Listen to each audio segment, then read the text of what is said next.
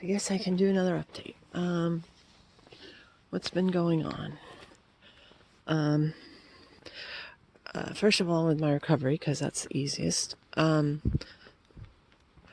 was running around all weekend and I was able to function. So that's good. It does still hurt. Today is the first day I've had no pain management at all, no Tylenol or anything. Technically, they say that usually it's 5 days total, and I went 10.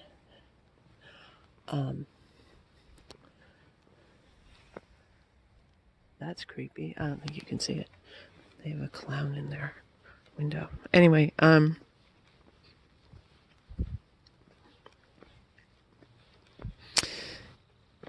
yeah, so I keep hearing things. Oh, they're hearing things too, so there must really be something on there. Yeah. So, what's up with my son? This is a big issue. This is a giant issue for avoidant people, I think. Because avoidant people get sort of hooked on not the greatest people. My son, see, I need to be hung for saying that. But, I mean, in general, usually people are not talking about their kids. They're talking about like romantic relationships or even intense friendships or something. Or work relationships where they can't quit. Avoidant people don't give up unless,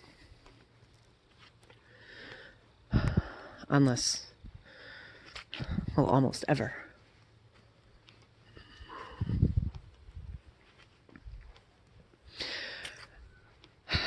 So to recap, my son came home 9 days ago, the day after I had my surgery. And he has been acting very depressed, like sleeping 12 hours a day. And very aggressively trying to be as annoying and abusive as he possibly can. And I think a lot of that is that he's bored, frankly. And he's got no one to talk to, and he's got nothing to do because he's doing nothing. He's doing things like purposefully not showering and being as gross as he possibly can, because it bothers me, because I have 4 open wounds on my body and they could become infected if he's gross. Things like using the kitchen floor to dump all his dirty laundry on, which makes it very difficult for me to move around because, of course, the laundry's on top of other stuff. So, you know, it's not like I can just walk through it or on it. You never know what you're stepping on underneath it. Very hard to walk around when you are hobbled because you've basically lost your abs. I don't know. Oh, there he is. Come on, Pop.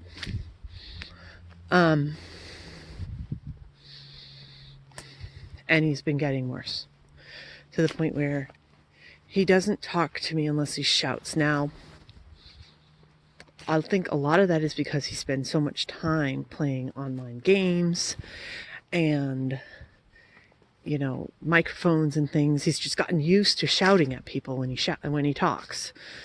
It's obnoxious,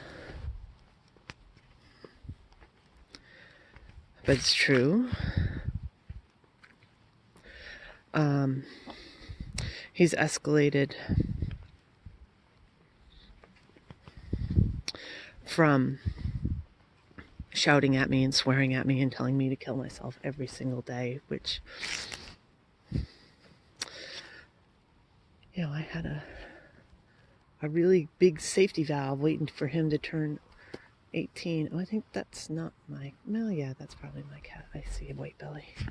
He just looks smaller. He is 18. He's told me point blank that he would inherit everything, so he'd be all set. He would, take over the house, etc. I don't know how he'd pay for it, but he'd take over everything. It'd be beneficial for him if I did that. And I mean, we're talking daily, but you know what? I mean, he's been saying that. I would say at least 4 out of 5 days that we're in contact, he would bring it up and try to get me to go. And now he's telling me that, well, you said you were going to do it, and now everybody thinks you're a liar. Seriously.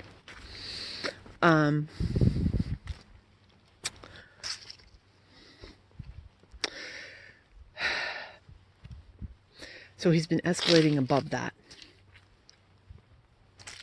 and starting to get physical. And today we were actually driving to visit my father in the memory care center.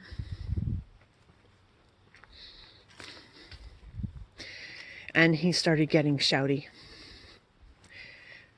while I was driving. This is key. And then he turned over and spit at me. And then he started to beat me up, slapped me across the face, punched me in the arm, elbowed me in one of the incision spots on my gut.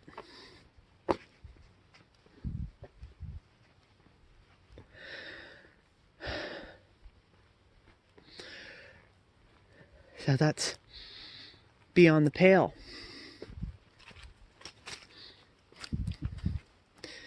I mean, if he thinks he can get away with that, he'll continue to get away with that, right?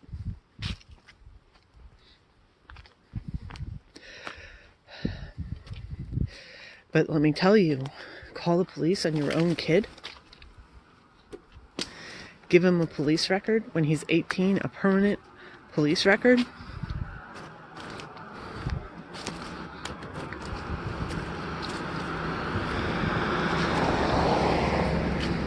That is insanely difficult.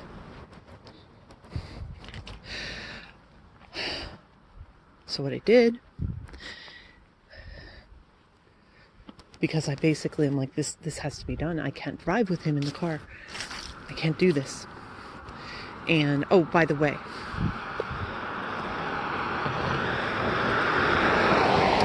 sorry, I'm stopping because the cars are going by.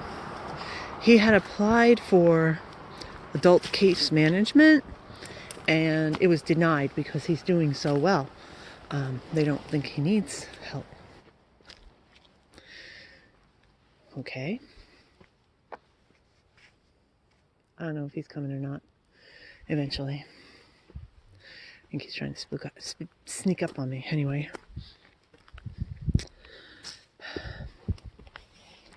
So what I did was I called a mental health crisis center to basically say,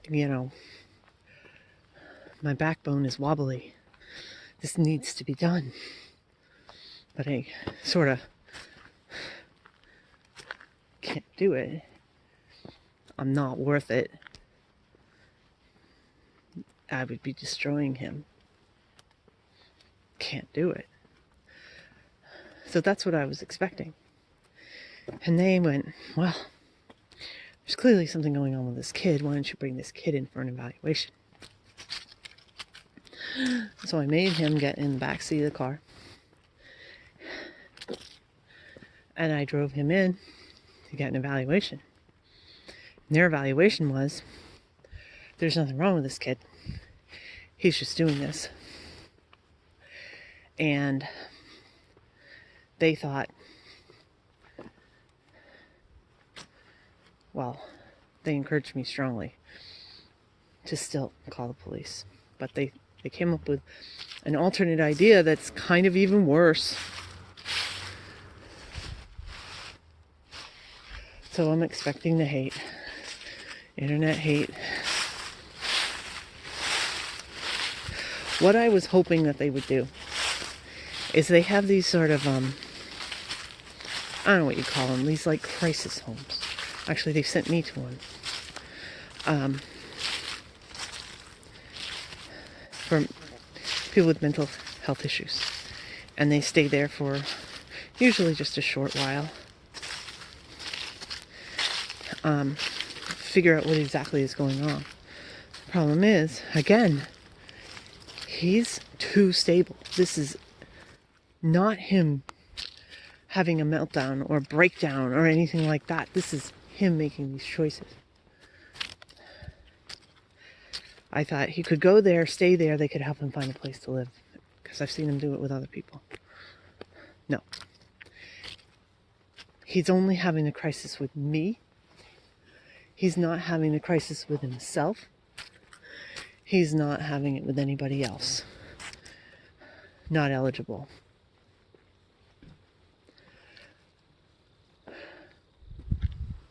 Hey, cat. So the solution they came up with, which is killing me,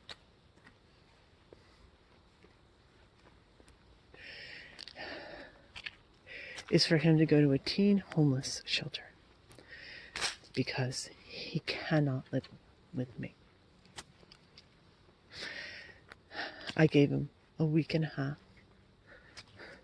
when I was at my worst. And instead of trying to get me better, he got worse and worse and worse. Demanding that I do everything for him, that I drop everything, that I would, spend all my money in order to buy certain food to cook for him or to order out for him, that I would be available 24 hours a day for any whim that he had. He'd come screaming at me because, like, he couldn't find his shoe or something, and therefore I came and stole it out of his room or some bullshit like that. And then he started in with the beating me. And I'm sorry, but especially while I'm driving, that is not acceptable. Because, of course, I could crash. I could kill me, kill him, and kill innocent people that are driving by.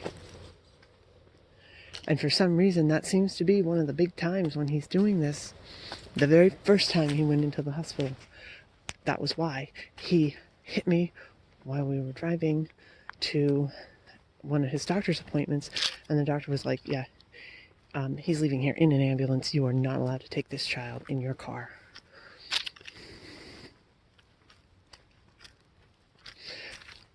He knew this was coming. I kept telling him that I can and will kick him out for cause. That I can't live with an abusive situation. I mean, my house, when he first left for college, I started cleaning his room in the living room. This is basically where he hung out. And basically, I was living in my bedroom. It's the only place I ever went. And I cleaned out 12 massive, huge bags of trash. And now that he's lived here for a week, it looks the same again. Exactly the same. So now, well, hopefully I'll be able to bend over and do it soon, because I can't now. I'm going to have to clean it all up again. Find some place for all his stuff. And that's really selfish for me to be thinking, but I'm trying to think of sort of projects that I can do so I don't sit and think that my kid is in a homeless shelter right now.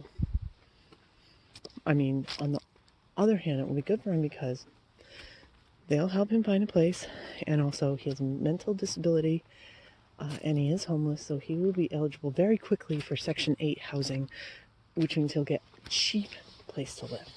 Soon. Sooner than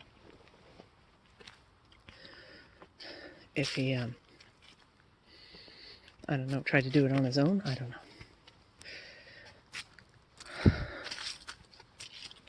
So, I thought I hated myself before. I am a disgusting human being. Who does that to their children? So this was really sudden. And I don't know what's wrong with me. I keep thinking it's going to be very short term. It's probably not. But this was no warning whatsoever. He didn't come back to the house. He was just dumped there. He had the clothes he was wearing and his phone, and that was it. So I went home and packed up a couple of sets of clothing, which were filthy dirty because he refuses to do laundry. Actually, he told me he'd done the laundry and that it was clean.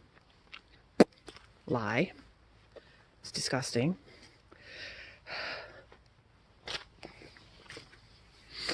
You know, packed that up, got his charger for his phone, got his ID and his wallet, and I took the liberty to check his bank account. Available balance, -$2.40. I'm like, shit. I shouldn't be surprised. But I was surprised.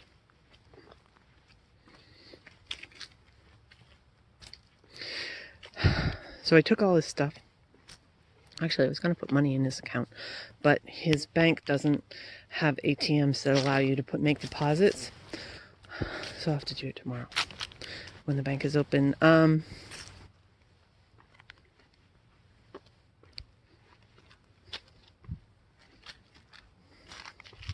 When I went back to the shelter, well, I didn't go with him initially. He went with the crisis worker. They walked over and he went into the intake, and the cat was right behind me. Oh, he's over there. Here comes the car. Obviously. Do you see the car?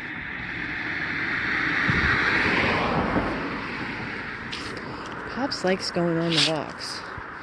You would think, I mean, it's great. He's the one that needs to lose the most weight. You would think since he's a big guy, he wouldn't really want to, but he loves to go on these walks. Anyway, proof that he's healthy even though he's very overweight. Come on, Pop. Anyway, I gathered up this, and his winter coat. I mean, it is, can't see my breath yet.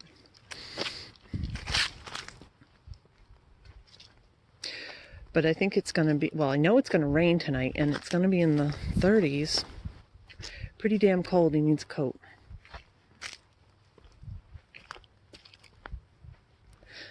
If he's going to be homeless and running around the city. And I warned him to keep a tight grasp on his phone. It will be stolen, and I can't replace it. I mean, come on. He has like a, I don't know, what is it, $900 phone or something? Yeah, it would be stolen in 5 seconds flat.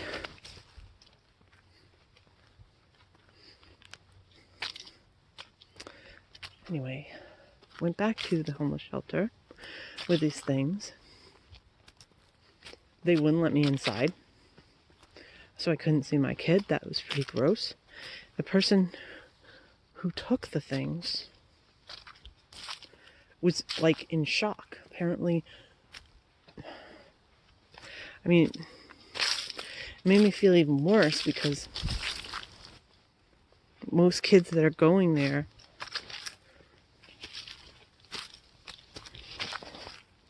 their parents don't give a shit. I mean, they have been truly cut off, and that's it, done. I'm never going to have anything to do with you. You know, and it's such a weird anomaly that I like him.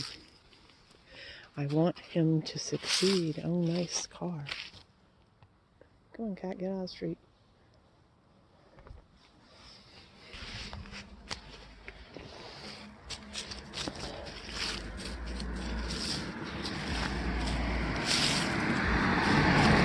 I think he will succeed eventually. I think he's more likely to succeed like this You know, I mean, it's dorm style, like not dorm room, but dorm style. So 2 big rooms, one full of girls and one full of boys, cots all over. And I mean, when I was his age, I was traveling and I would go to hostels and it would be like that.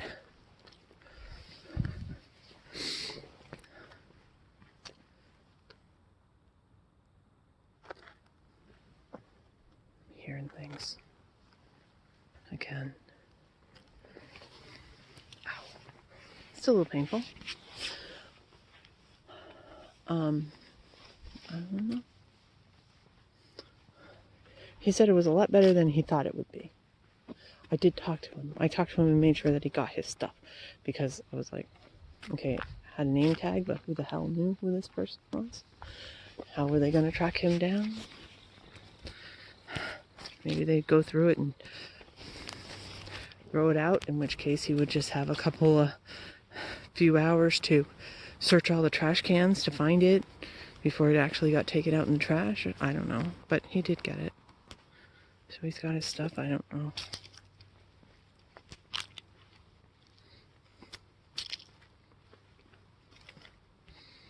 Frankly, the kid needs a swift kick up the butt. Not literally. This will do it. Because he could have called his father. But he wouldn't, because he wanted me to give in. He could have called other relatives. But he wouldn't, because he wanted me to give in. And I didn't give in.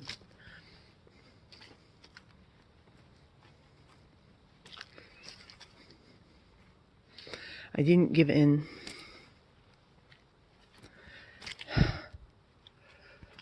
And it wasn't because I'm like, oh, I'm special, I deserve not to be hit by my 18-year-old 6-foot tall kid.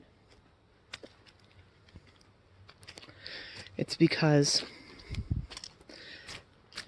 there's a law that police officers and first responders can claim domestic assault on behalf of a domestic assault victim.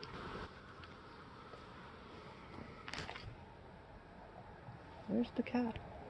I think he's gone off to play with the ghost. The ghost is in those woods. I haven't heard the ghost in a while though, so maybe the ghost moved. Anyway.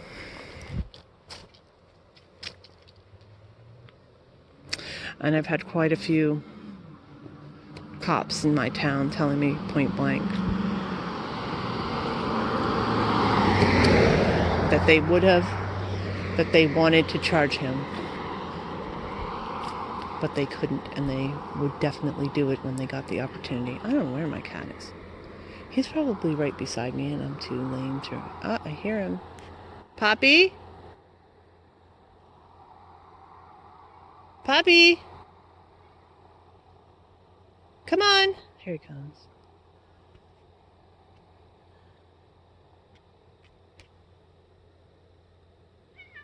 Come on.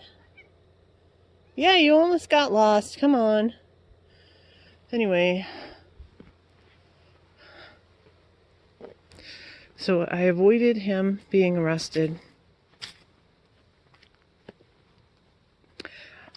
by having him go to a homeless shelter. And he is out of my house, and I don't know, I think it's permanent. I mean, let me tell you, within 10 minutes, I was sitting there thinking, I have a trip to Italy. Okay, let's think about how utterly, completely disgusting, what a shit pile of a human being I am. I'm going to Italy. I've got this trip planned, and my son is in a homeless shelter.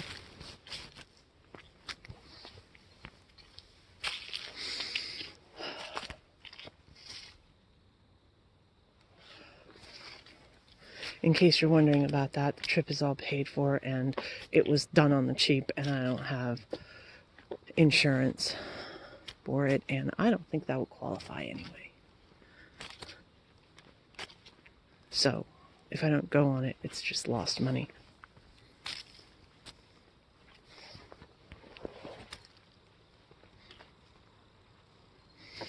But that can be spun pretty fucking hard. Oh, your mom puts you in a homeless shelter and then she goes on a trip by herself to Italy. What kind of shit-heel person does something like that?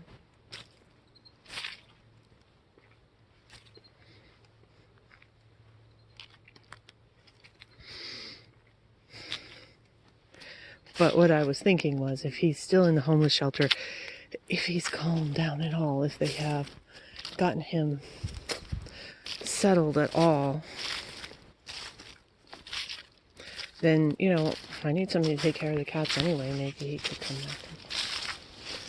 I don't think that would be a good idea. I think he needs to be gone for good. And, I don't mean that needs to be a break between us permanently. I just mean that I really don't think we should live together.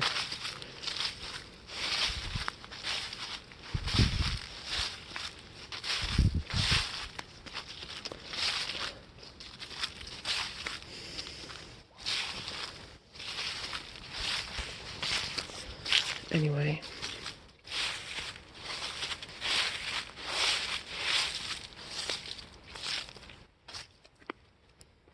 So yeah, I'm like utter failure and the ultimate worst. Almost the ultimate worst. If I actually killed my own kid, I think that would be worse than kicking him out to live in a homeless shelter. Pretty fucking close to the worst.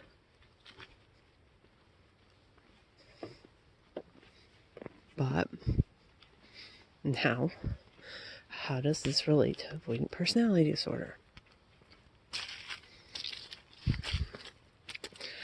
Avoidant people tolerate a fuckload. On both ends, they tolerate being lonely, and they tolerate abuse and a very bad, wrong person being with them and involved in their life for a very, very long time. Much, much longer than average people. For two reasons. One, they don't have any self-esteem at all. And two, they think that it's so difficult to meet people that this is their one shot. And there'll never be anybody else.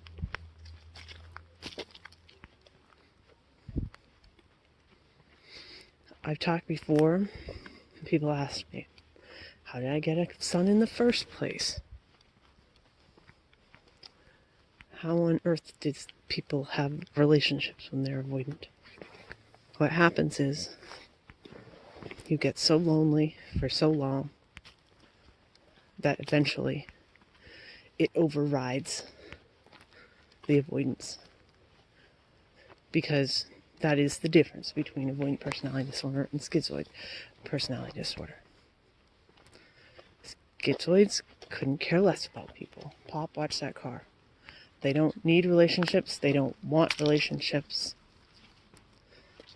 And avoidant people do.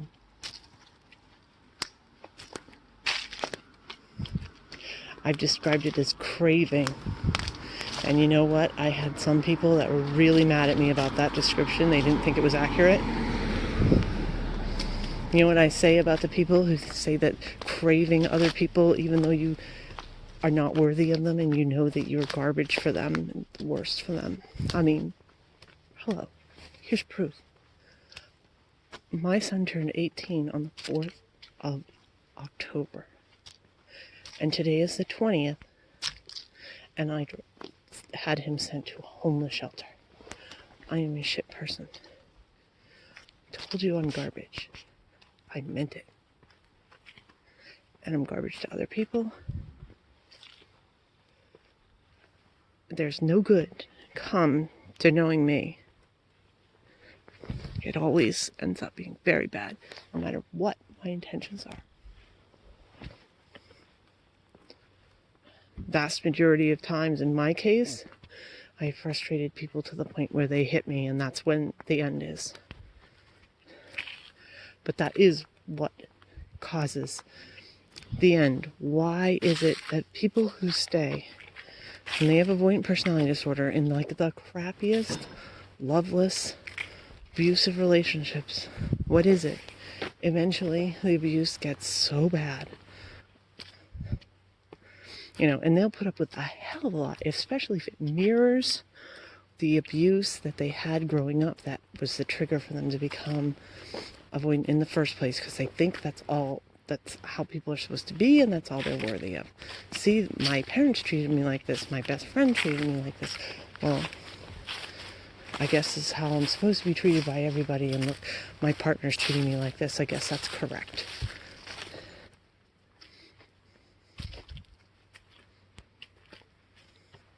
But you will get to the point where it's so extreme that you have to break it. Now, I have not broken things off with my son. And I know there's people out there that kind of wish I would. I've been told I need to change my locks and get a restraining order against the kid. No, I think that's extreme.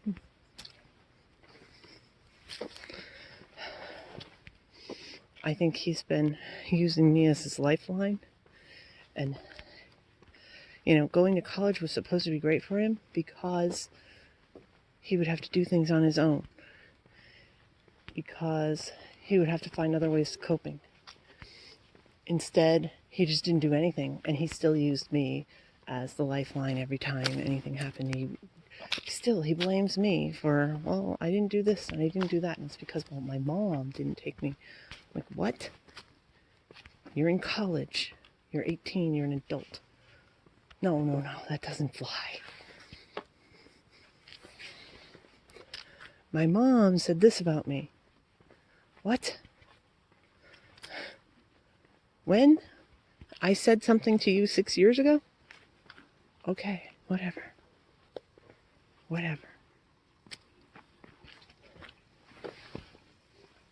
That doesn't explain what you're doing now, but anyway. Of course, he has a totally different story. And he tells everybody I'm the worst thing that ever existed.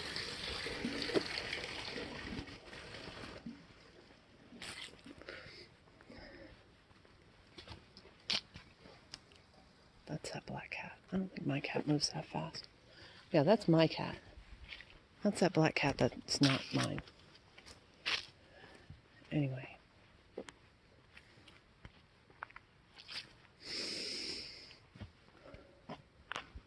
Come here. See, go, sweetie. For a cat that doesn't know me, it's very sweet. Can't bend over and pet you. Sorry, cat. I'm starting to feel it.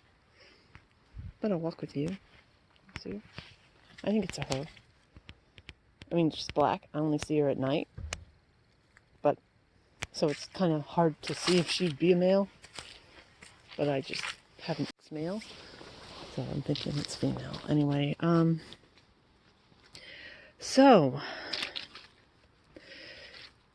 yeah, it happens. If you're in a sucky relationship, a really bad one, and you're avoidant, the avoidant thoughts are going to tell you that this is the way you're supposed to be treated, because this is the way you've always been treated, and that you'll never survive on your own, and that this person is the best that would ever, that you would ever find because they got involved with you in the first place. And the reality is, this is the reality, and this is harsh. The reality is, if somebody is getting involved with you when you have avoidant personality disorder, then there's something wrong with them. Because why else are they not getting involved with somebody who is like social and normal? Now, I mean, again, there are situations where it's a personality thing, where they really do have a mesh, where somebody's incredibly busy.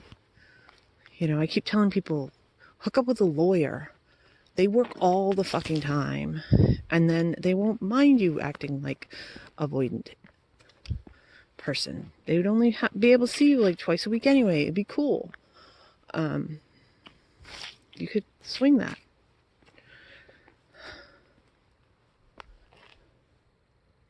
So if you're involved with somebody who's treating you like crap, they've already got two major, red flags. One, they're involved with an avoidant person, and two, they're treating the avoidant person abusively. So yeah, even if you're avoidant, you don't deserve that.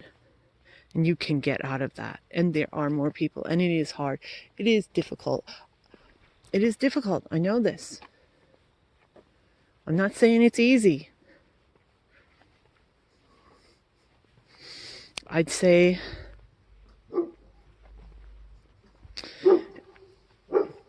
oh, shut up, you big beast. You hear that dog? It's gonna freak out my cats. My one cat and the other cat that's not mine. You know, I mean, find a person that you can talk to. That's not the partner who will be supportive of you and listen to you when you need somebody to listen to you. An email is a great thing because you don't have to deal with it in person. Are you coming? Come on, Poppy. I don't know if he's coming. You know, and then I know you would think, well, I need to drop my first person and spend all my energy on finding a new partner. It's going to be a while before you get a new partner, and that is going to be okay. That's still going to be better. Being alone is better. Take it from me. Being alone is better than being with somebody who abuses you. This is a person whose mother died, whose father has lost his mind and is in a memory care center. And now my son first went to college and now came home and was so abusive to me that I have put him in a homeless shelter, and I am alone, and that is okay. That's better than the abuse. So you can do it. If you have to do it, you can. I'm not telling you that you must do it. I'm saying you can. You can do it. And it will be hard in the beginning. And then it will get better. And that is life. And I guess that's my avoidant message of the day.